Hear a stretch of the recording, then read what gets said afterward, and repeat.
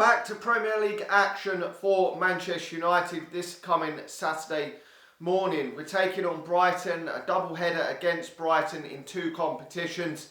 And after Manchester United's horrendous performance and result in their last Premier League game, we've got to get back to winning ways. We really have in this one.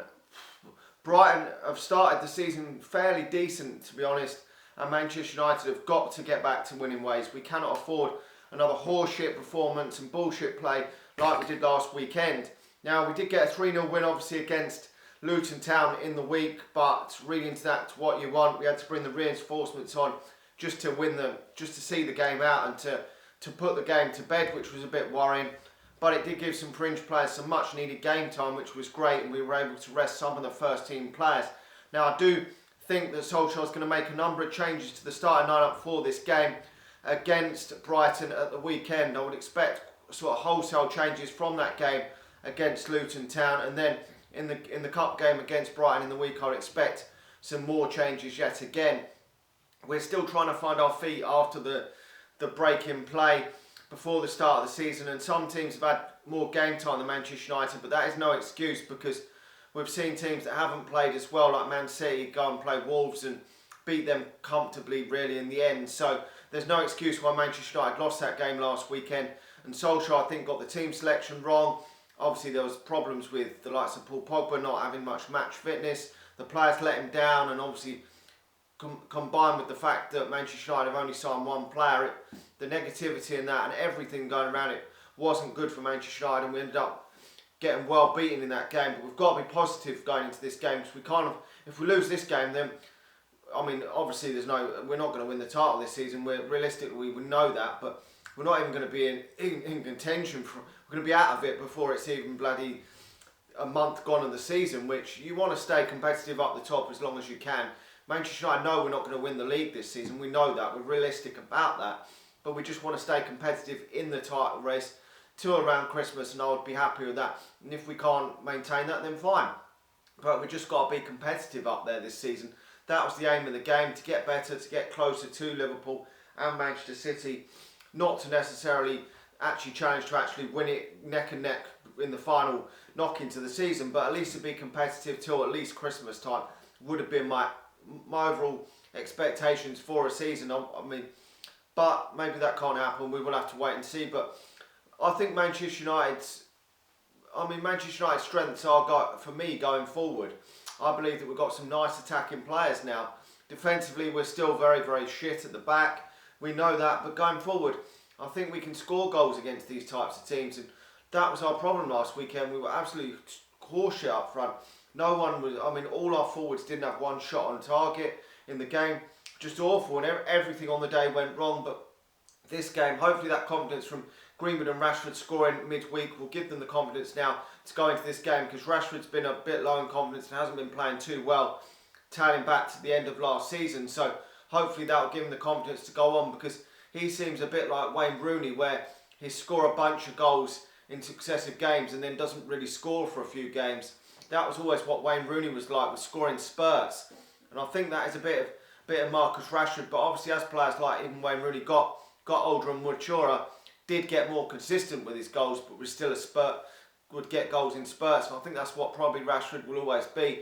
He's not really a player that you can rely on to score the goals. He's not a clinical Lewandowski, someone like that that's going to get 30, 40 goals a season, but he can still be up there with 20, 25 goals, and that's still decent for me. Put that in with Rashford, with Marshall and Greenwood, and you've got three feared attacking options there. We haven't signed anyone new, but hopefully them three can continue the form they've shown over the last year or so going into this game. Now, he's going to most likely bring De Gea back to be between the sticks. Henderson's arguments for a place after his performance against Luton, pulled off some vital saves, could have gone to a penalty shootout if he'd let one of them in.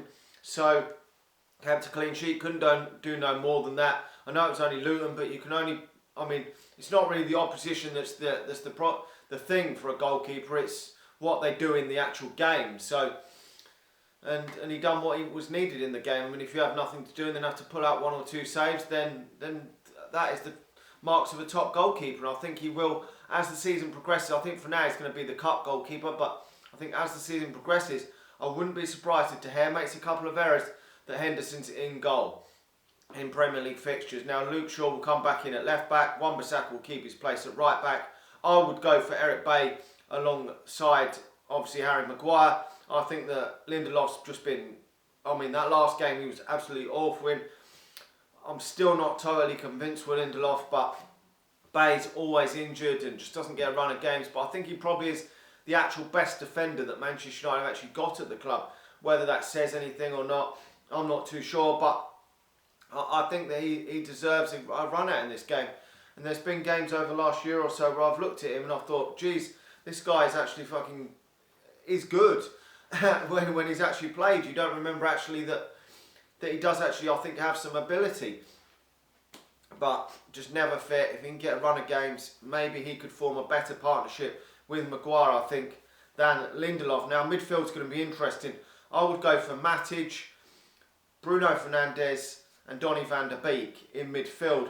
I think that Pogba needs to be brought in, eased into the team. He wasn't very good against Crystal Palace at all. Didn't feature at all midweek. Maybe that means that Donny van der Beek will come out and Pogba will go back in. But I would start Van der Beek. Seems to be ahead of Pogba in the fitness game and ready for the new season. So I would start him. Maybe bring Pogba off the bench at some point, or maybe even start him in the League Cup game midweek for Manchester United. Now, the forward three pretty much pick themselves. If he doesn't pick Greenwood, Marshall and Rashford, then Solskjaer is a fucking idiot, to be honest, because Greenwood's got to be starting this game.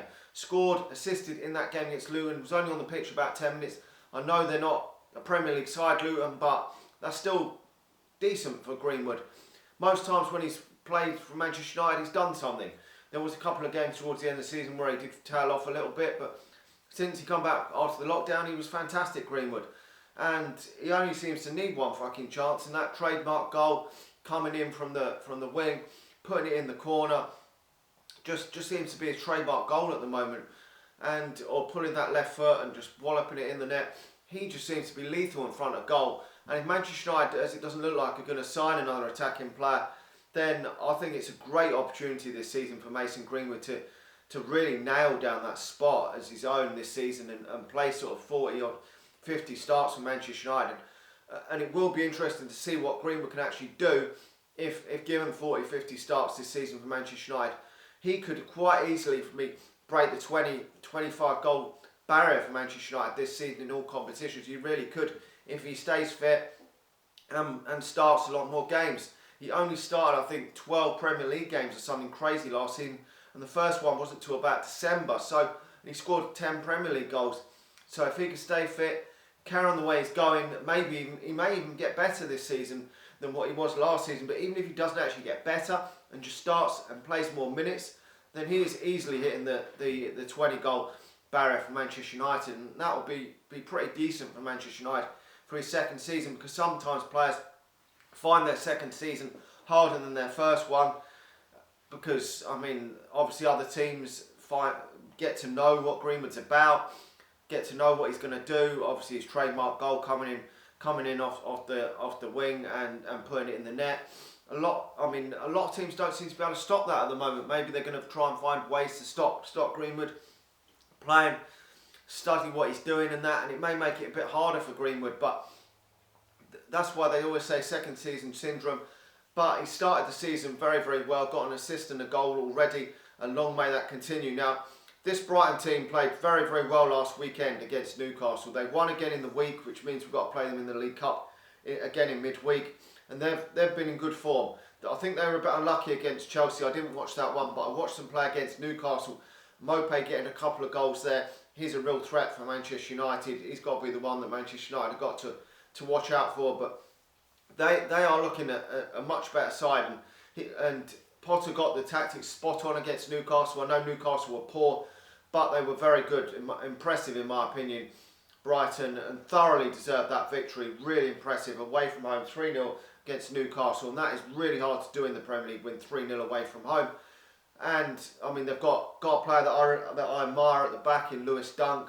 I've always thought that he's a decent player for them. So they are for me a better side probably probably looking at playing a better side than we played only a few months ago when we beat them there 3-0. And we really were playing well at that moment in time. Greenwood was fantastic, scored one, and Bruno Fernandes got himself a really decent goal in that game. But Manchester United are not playing that well at this moment in time. But hopefully we can get back to what we were doing in that game, play a similar way to that game, and hopefully Manchester United can bring home the 3 points. Come on, Manchester United. I'm hopeful that Manchester United can win this game. I'll take any sort of victory at the moment. I'm going from putting my neck on the line and saying Manchester United win this game 2-1. Let me know your thoughts in the comment section below. The big question is, do you think Henderson should start in goal, or do you think it should be David De Gea? And the second question, obviously, is do you think Eric Bailly should start ahead of Lindelof? And I think most people think that he should start. Now, if you're watching this on Facebook, please do head over to All Things Man United and subscribe to the YouTube channel there. And if you're watching it on Facebook, please do share the video. It really helps us out. If you're watching it on YouTube, please do hit the like button and let me know your comments in the comment section below. It really does help this channel get found out there. And I'll talk to you all again soon. See ya.